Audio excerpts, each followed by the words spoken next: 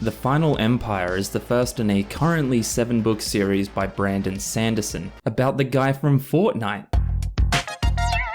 There's a lot to be said about Mistborn, arguably Brandon's most talked about work and the home of some of the best fantasy art both officially and fan-made that I've probably ever seen. It's also confirmed to be getting an adaptation in the coming years, which has a lot of people excited. I would be surprised if we aren't on set doing things in this time next year. After a lot of encouragement, I decided to finally dive in and see how I feel about the shady world of organized crime, schemes, and assassins that hide in the mist. What's shaking? My name's Cam, welcome back to another video. I make lots of videos about fantasy books, so if that's your kind of thing, then I would love it if you stuck around. Mistborn is probably the one book series that I've been recommended to read and review the most, and I've always planned to because I do like Brando Sando's work, and the hooded rogue aesthetic has always been my go-to. It's what gives my gamer soul a hard-on. To elaborate on that, what I mean is that anytime I play an MMO or an RPG and the stealth assassin, rogue, or thief is an option, that's the way I'll go. I just really love the inherent anti-hero Blade for Hire vibe that comes with characters like this. I read The Final Empire and I do have a lot of thoughts on it, but I will keep major spoilers out of this video in case you haven't read it. Although with that said, I will be alluding to major events that if you have read the book or the series, you'll know what I'm talking about. So what is the story of the Final Empire? I'll keep it super brief, but in short you have this collection of underworld sellswords who take on their biggest job yet. I will get more into the magic system and the world building a bit later in the video, but one of the main things you should know about this book, or the first book in the Mistborn series, is that it involves a crew of characters, and each of these characters bring their own unique ability to the table, their own ability or resources. They bring something to the table that helps in this job that they need to pull off. It's actually written a lot, kind of like a fantasy version of a Steven Soderbergh movie, but as these kinds of stories often do, the stakes end up going from just drastic to overwhelming. The job that this crew has taken on, the task that they have to fulfill, will effectively change the power structure of their entire society. So it's a pretty big, important thing that they're trying to do. I will say that if what you're expecting going into this is a non-stop chain of action fight sequences, you might end up a bit surprised like I was. You might even end up a little bit disappointed. This story is a lot more about a lot of different characters playing their part in this grand plan with absolute perfection. If even one of them messes up, the whole thing can collapse. So it's very tense at a lot of points during the story. And in the style of the toothpick chewing heist story, you can expect plenty of twists and turns along the way. That is the most brief description I can give for the Final Empire without any major spoilers. So moving on, let's talk about the characters, the major two of which being Vin and her mentor, Kelsier.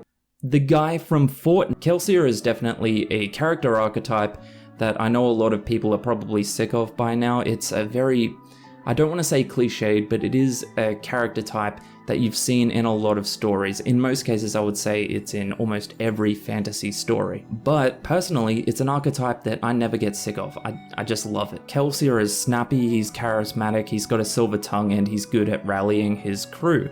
But he's also very shady, selfish, and he's obviously keeping secrets. Vin, on the other hand, is basically our lens into this fantasy world, being that she's quite new to a lot of the stuff that's happening, and she's fed the information that we as the reader need to understand what's going on. What I will say is that in regards to Kelsier's character arc over the story, over this first book, his turning point did feel very abrupt to me. There's pretty much one major inciting incident that kind of flips a switch for him and changes the way he approaches almost everything. And I did think that was a little bit odd for a character who's been in this shady kind of business for effectively his entire life. While that inciting incident does make sense, and I do get it, I just think he could have spent a lot more time grappling with that emotional change to the extent of it affecting all of his decisions going forward. That inciting incident and the change that comes from it relies a lot on the bond between him and another character that is built up pretty quickly in the story through what is basically kind of like a training montage.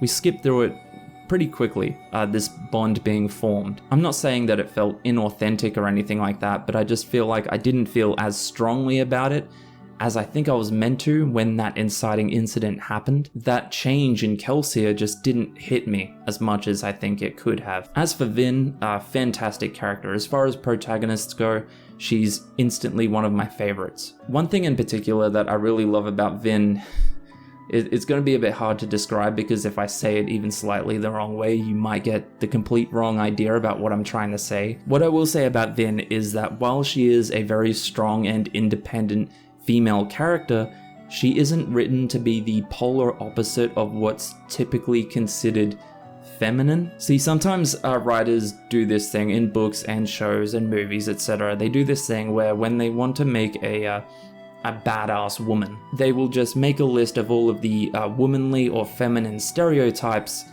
and do the complete opposite. I'm sure you know what I'm talking about. I'm sure a few examples are already coming to mind. When they write a badass woman, they think that she has to be cold and compassionless, a hardened fighter, she doesn't like books, she drinks beer, she eats a lot of food because she's not like other girls. And I'm not saying that strong female characters can't be like that, but I did appreciate that while Vin is as tough as nails, she also somewhat shamelessly likes stepping into the more girly stuff. I'm not going to go into a whole discussion about it because the potential there for that to spiral into something else is pretty big, but you can still be a badass in a ball gown.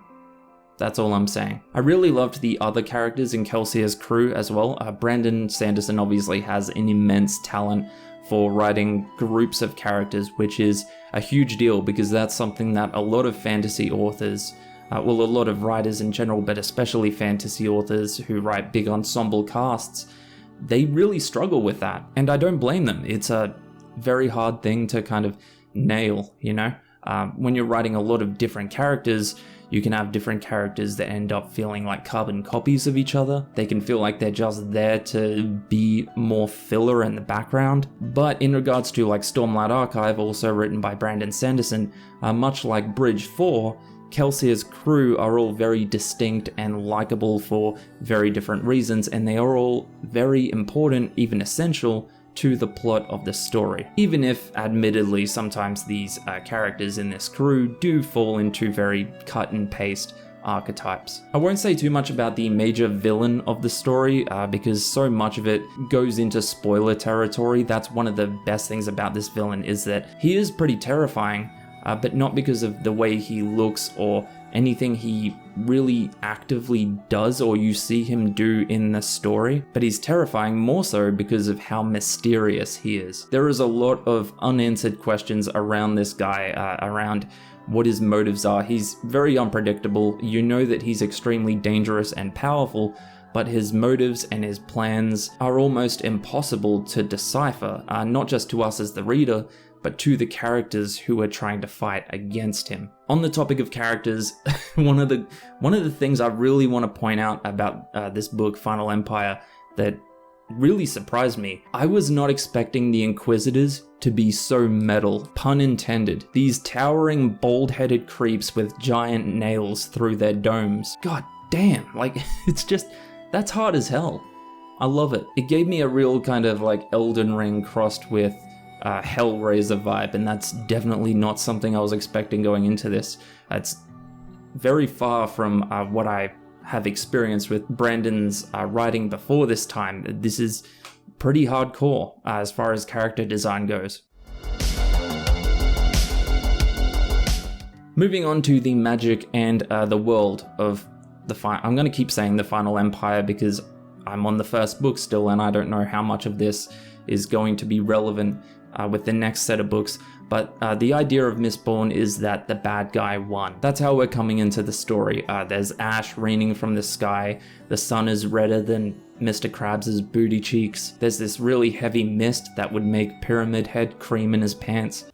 It's very obvious that Brandon went super hard on creating an atmosphere here, creating an atmosphere for this world, and I think it perfectly contrasts with the idea of the Mistborn, these hooded rogues with badass cloaks that drink literal flakes of metal. Yeah, they drink metal. I'm telling you, if you've read this book without knowing anything about Brandon Sanderson, you would expect him to look like this.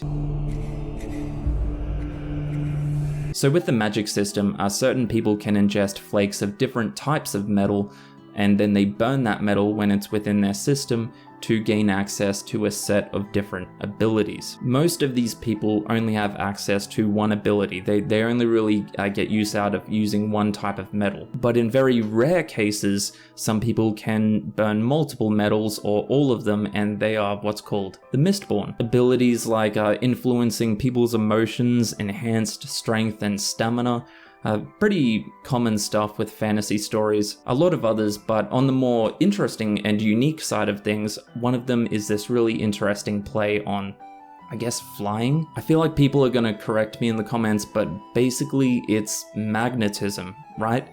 So you drink this metal, you burn it, and you can pull or push yourself from something that is metal. For example, one of the big things in the story is that they throw a coin on the ground and then they can push themselves off the coin. They can repel themselves and fly up into the air. Obviously there is physics involved in this, and Brandon does explain that pretty easily and clearly. When you repel yourself off that coin, the coin is being pushed down by your weight and the force and the inertia that you used. But with, throwing a coin onto a dirt road or concrete, your weight's not really going to have that much of an impact. The coin's just going to get pushed into the ground a little bit. But you would repel yourself upwards, and then, for example, you could pull yourself towards this metal railing in the distance. And again, going into the kind of physics side of it, if that railing was, let's say, kind of broken, your weight could pull it off the balcony. That's how they get around. They, push and pull off all this metal around the city, effectively flying. I've said it before and I'll say it again, the most interesting magic systems to me are the ones that require an exchange or a fuel source. In the case of Mistborn, once the metal burns out, the ability is gone until you ingest more. While it does require marginally more effort on the reader's side to understand what's happening, it does raise the stakes and makes things way more interesting and exciting. For example, if the characters are in the middle of a fight and they run out of juice, they're in big trouble. I don't know if I'll get spanked for saying this, let's hope, but I think I actually like the magic system in Mistborn more than the magic system in the Stormlight Archive. I don't want to keep comparing Mistborn to Stormlight Archive, but I just feel like mentioning that I feel like the magic system in Mistborn has so much more distinct personality. So the story, the actual meat of it. Look, I'll be honest, I was pretty surprised by just how little of this book is action focused. I know that the crew doing a job style of story would involve a lot of focus on the preparation and the espionage elements, I guess. But with this really shady and dark and dangerous world, I was very excited about the danger that would present itself, and I guess I just ended up expecting a bit more. I'm not saying it's bad by any means. In typical Brando fashion, the climax of the story of the Final Empire is an absolute shitstorm. But I guess what I'm hoping is that going forward into the next couple of books, I'm hoping there is a lot more confrontations. Through the heavy majority of this book, the characters felt kind of safe to me. Like I didn't feel like they were in a lot of danger at a lot of points that I feel like maybe they should have been. Some of the twists in the story as well completely threw me in a good way, especially a certain character transformation towards the very end. If you've read it, you know what I'm talking about. It's wicked as hell. But one of the major things that I took away after finishing this book is that the ending seems to be very final. There's still a lot of unanswered questions for sure, but despite there being more books, we also got a lot of conclusions that I sure as hell wasn't expecting. And the thing is, I don't even know if that's a good or a bad thing. I can't really say until I go into the next couple of books and see how it plays out. All in all, how was the Final Empire?